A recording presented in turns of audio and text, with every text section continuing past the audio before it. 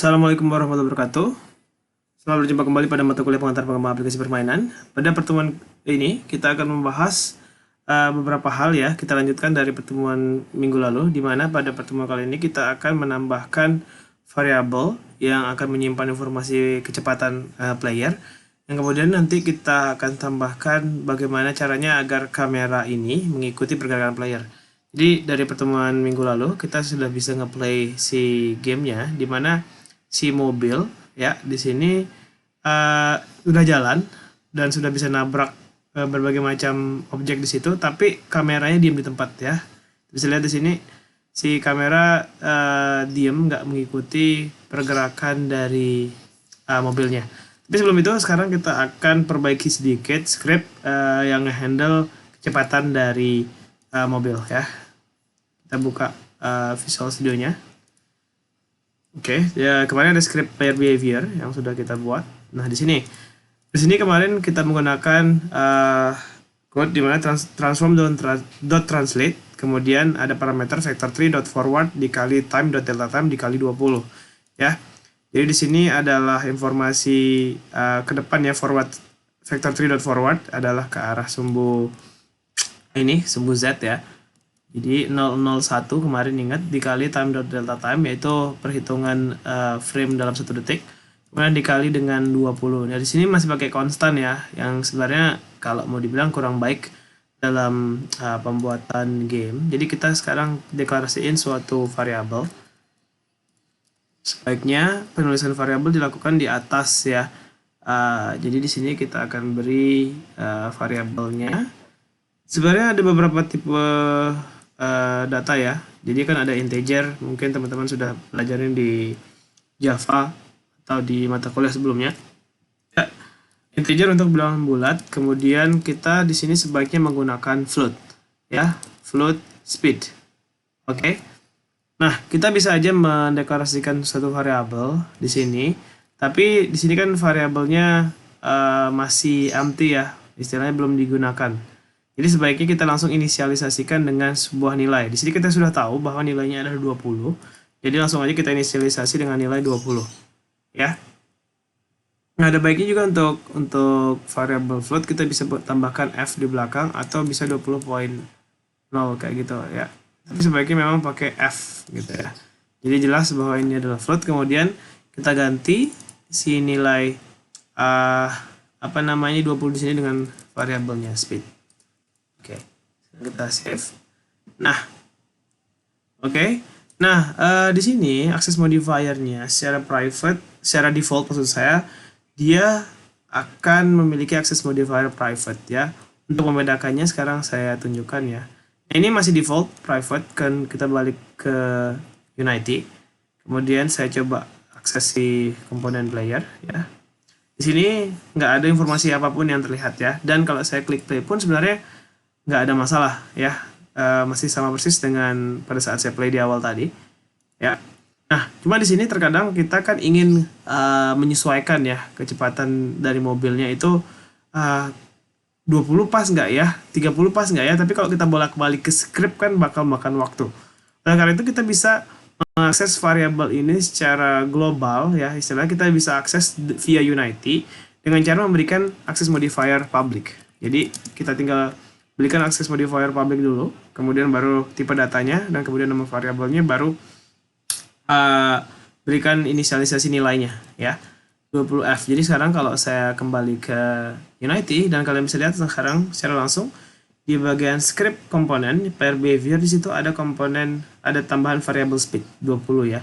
Jadi sekarang kita bisa rubah nilainya secara fleksibel gitu, bisa langsung via inspector di Unity ya. Sudah pasti kita harus pilih dulu objek game objek yang sesuai. Scroll ke bawah, kemudian di situ ada player behavior script, kemudian ada variable speed 20. Jadi sekarang misalnya saya ingin rubah jadi speednya 50 gitu ya. Kalau saya klik play ya, wow, kenceng banget ya, dan itu buggy banget gitu, nggak jelas ya. Sekarang cuma speednya cuma 10 deh gitu. Saya klik play. Perbedaannya di sini, kita bisa langsung aja rubah nilainya. Misalnya saya rubah jadi 20. dan dia langsung semakin cepat. Kalau saya rubah jadi 100, nah tuh kencang banget ya. Tapi kalau saya stop playnya, dia akan kembali ke nilai pertama yang tadi sebelum di play. Jadi pada saat kita rubah nilai suatu variabel on the go, pada saat kita play gamenya, ya, maka nilainya akan ke-reset kembali pada saat kita stop gamenya. Jadi sebaiknya jangan lupa perubahan variabel sebaiknya dilakukan sebelum di play, ya. Karena kalau kita rubah setelah di play, ya, dia bakal berubah memang, tapi pada saat saya stop, dia akan kembali ke nilai awal 10. Ya, jadi di sini gunanya kita nge-tweak gamenya secara manually di sini ya. Jadi mungkin paling bagus itu tadi 5 gitu. 5 terlalu pelan malah. Mungkin biarin 15 gitu ya. Oke, jadi sekarang saya berikan speednya 15. Oke. Ya. Nah, yang perlu diperhatikan walaupun di sini udah jadi 15, tetap di scriptnya 20. Ya. Nah, yang perlu dipelajari kembali yaitu walaupun memang di script ini 20 dan di sini 15, ingat bahwa si script ini menjadi komponen dari game object player. Ya, jadi nggak masalah istilahnya di sini tetap 15 karena nanti pada saat misalnya kita memberikan script yang sama ke objek yang berbeda, misalnya nanti saya pasang si player behavior ini ke objek mobil yang lain gitu, dia akan secara default diberikan nilai 20 ini. Nah, namun kalau saya rubah nilai di mobil yang lain tadi, dia tidak akan mempengaruhi mobil yang lain atau objek yang lain gitu.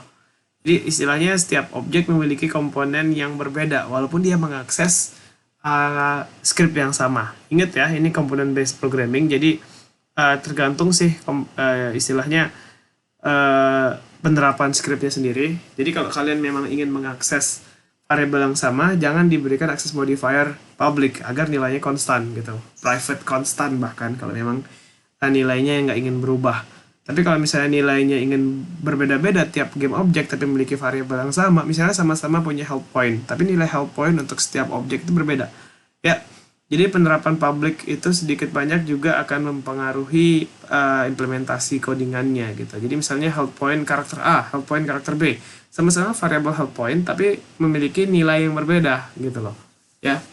Jadi bisa jadi karakter A help point-nya 100 gitu, karakter B help point-nya 50.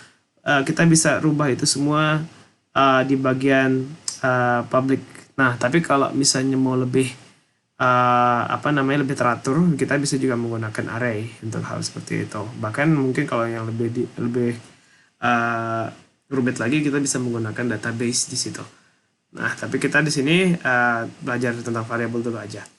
Oke, nah di sini sekarang sudah lebih rapi. Sebaiknya memang kita jangan memberikan angka pada suatu method secara langsung, ya sebaiknya kita buat variabelnya untuk menyimpan nilai yang kita butuhkan. Nah, kemudian sekarang kita akan buat suatu script ya, script kedua ya untuk menghandle posisi kamera. Ya, jadi yang kita inginkan adalah si kamera itu mengikuti pergerakan mobil si player ini. Jadi kita buat script baru di dalam aset, kita create, klik kanan di folder aset ini, kemudian create script ya, follow player ya, sebaiknya gunakan kapital untuk huruf awal ya untuk nama script atau nama kelas. Oke. Nah, kita buka scriptnya. Nah, di script ini kita butuh untuk menyimpan suatu variabel dengan nama game object ya. Jadi nanti kita script ini akan menempel di kamera ya, kemudian nanti kita akan mengakses informasi player ya, informasi si player yang kemudian akan diikuti oleh si kamera. Jadi di sini kita butuh access modifier public, kemudian game object dengan nama player ya. Oke. Nah, kemudian kita attach si script follow player ini ke kamera. Saya cari kamera, main kamera, kemudian kita bisa add komponen script ya. Kita bisa add komponen new script. Sorry, bukan new script ya, tapi si scriptnya bisa new script. Gini aja biar lebih simpel, langsung aja kita drag drop si follow player ke dalam komponen. Saya Otomatis di situ sekarang ada script dengan nama si follow player menjadi komponen dari main kamera. Kemudian di situ ada variabel dengan nama player yang membutuhkan masukan game object. Nah, game object ini adalah si player yang kita akan akses informasi posisinya. Jadi kita langsung aja drag drop si player ini ya ke dalam kolom player di sini. Ya. Nah, di sini kita akan menjadikan si player tersebut sebagai variable game object. Nah, kita butuhkan si game object player ini, yang kita butuhkan adalah informasi posisinya kan, ya. Nah, sekarang untuk mengakses posisi dari objek si kamera ya.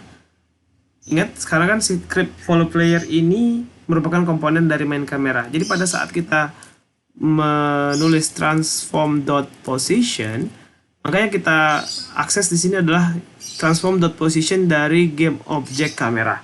Nah, di sini kita butuhkan si kamera ini mengikuti posisi dari player. Jadi kita bisa akses dengan cara seperti ini, player.transform.position. Ya. Jadi transform position dari si kamera akan mengikuti posisi dari player setiap saat. Oke, sekarang kalau saya balik ke Unity, di sini memang belum kelihatan ya kalau saya klik play. Oke, sekarang kamera memang ngikutin pergerakan player, tapi dia ada di bawah mobil. Nah, ingat di sini yang perlu diperhatikan selanjutnya adalah si player ini ya memiliki posisi atau pivot point-nya itu tepat di bawah mobilnya ya. Jadi posisi kamera juga akan mengikuti posisi ini. Nah, oleh karena itu kita butuh offset ya. Offset yaitu kira-kira posisi yang tepat agar posisi kameranya itu agak jauh di belakang mobil. Mungkin di sini biar saya bulatin aja ke atas, 4,47 sejadian 5. Kemudian min 6,56 sejadian min 7. Nah, kira-kira ini adalah posisi offset yang tepat untuk memposisikan kamera kita di belakang. Nah, langsung aja di sini saya tambahkan offset tadi vector 3 ya. Kenapa vector 3?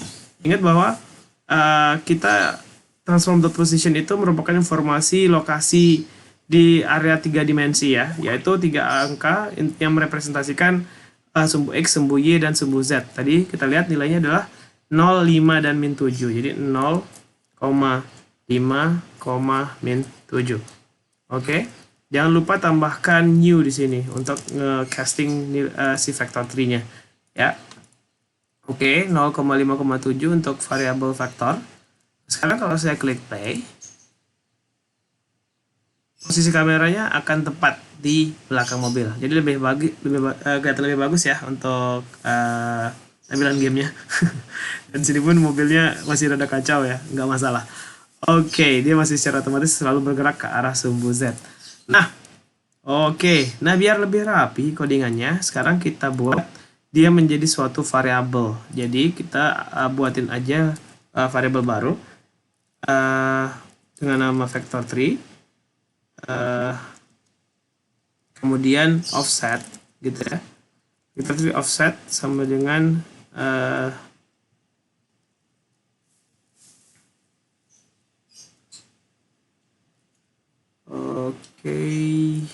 new vector 3 0,5, min 7. Kemudian kita ganti ini jadi offset. Oke. Saya kembali lagi, klik play. Oke. Ya, ini menghasilkan codingan yang sama, namun sekarang ya gameplaynya pun masih sama kayak tadi, tapi sekarang codingannya terlihat lebih rapi ya. Jadi di sini ada variabel dengan tipe data vector 3 ya. Kita berikan inisialisasi nilai 0,5,7. Kemudian sekarang di sini informasinya ingat ya, method update dipanggil setiap frame. Transform.position dari kamera akan menyesuaikan dengan transform.position dari player. Ingat bahwa kita harus menginisialisasi si player ini via inspektor di Unity-nya secara langsung. Ya, jadi sebenarnya bisa kita panggil via script, cuma di sini agar lebih mudah aja. Jadi kelihatan di sini ada si variable player tadi, kita tinggal drag drop si playernya. Nah, satu lagi sebenarnya ya, mungkin kalian pada saat klik play nggak kayak saya ya, kelihatan langsung berubah jadi warna biru kayak gini. Jadi kelihatan saya langsung masuk ke mode play. Ya, terkadang kita nggak sadar gitu lagi dalam mode play, kemudian kita rubah scriptnya, pada saat kita stop, scriptnya kembali ke awal lagi. Nah, caranya adalah kalian bisa merubah tint atau color tint atau warna dari IDE kita si Unity berubah menjadi warna yang kita inginkan dengan cara ke edit, kemudian ada preference di bagian colors, ya. Kemudian sebentar, ada di sini general play mode tint. Ya, di sini saya memang rubah jadi warna biru. Kalau teman-teman mau rubah jadi warna merah juga silahkan. Ya, pastikan jangan terlalu mengganggu mata juga. Intinya bisa kentara kalau lagi dalam mode play. Ya, misalnya di sini ada orange red gitu. Kemudian saya klik play. Nah, di sini kelihatan pada saat mode play si color tint dari Unity-nya berubah. Yang sedikit banyak akan membantu saya. Saya lagi di play mode nih. Jadi sebaiknya jangan merubah scriptnya di sini. Oke. Ya. Jadi demikian untuk pertemuan yang sekarang. Nanti kita lanjut pada video selanjutnya ya. Terima kasih. Wabillahi taufiq wal hidayah. Wassalamualaikum warahmatullahi wabarakatuh.